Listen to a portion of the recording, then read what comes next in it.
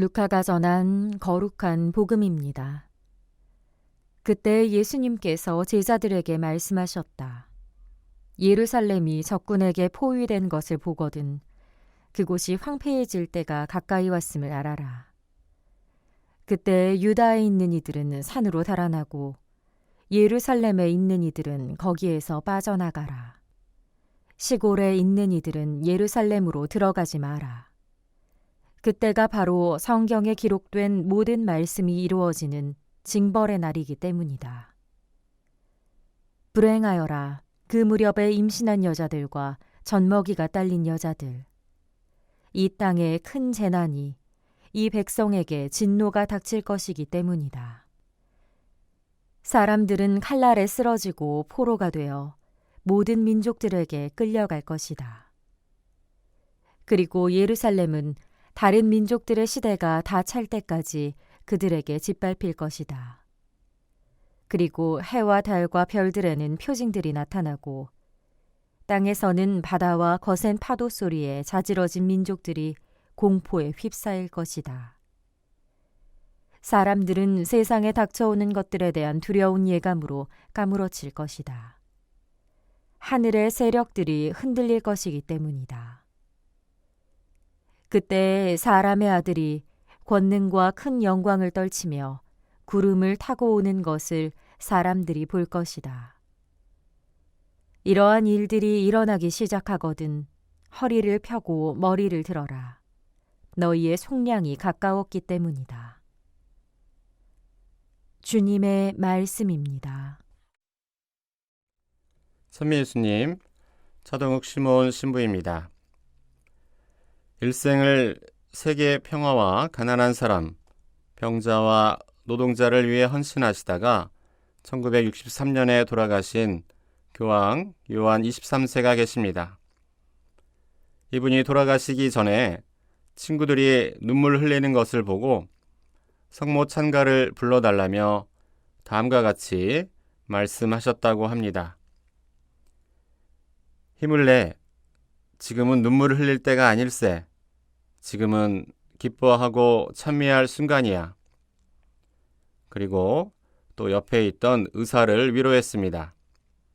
박사님, 걱정하실 것 없습니다. 여행 가방은 벌써 꾸려 놓았습니다. 떠날 순간이 오면 머뭇거리고 싶지 않습니다.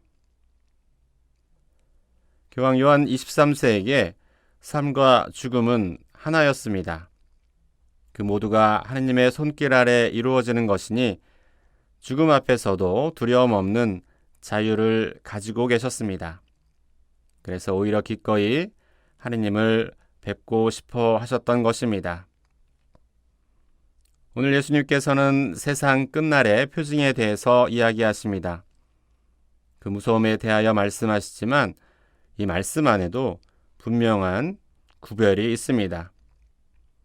두려움에 떠는 사람들은 예수님의 사람들이 아닙니다. 그리스도인들에 대한 예수님의 메시지는 분명히 다릅니다. 허리를 펴고 머리를 들어라. 너희의 속량이 가까웠기 때문이다. 그렇습니다. 세상 종말의 무서움은 예수님을 떠난 사람들의 몫입니다. 심판도 그들의 것입니다. 한 번도 제대로 예수님을 믿지 않았던 사람에게는 예수님이 아무리 자비로운 구원자로 나타나신다 할지라도 숨고 싶은 심판자가 될 것입니다. 예수님을 알면서도 제대로 그 만남을 준비하며 살지 않은 사람에게도 예수님의 존재는 그 만남만으로 부끄러움과 절망을 가져오는 심판이 됩니다.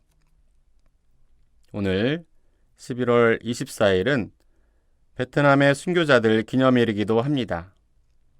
베트남은 우리보다 200년이나 앞서 가톨릭이 전파되었고 그 후 우리와 비슷한 순교자들의 역사를 가지고 있습니다.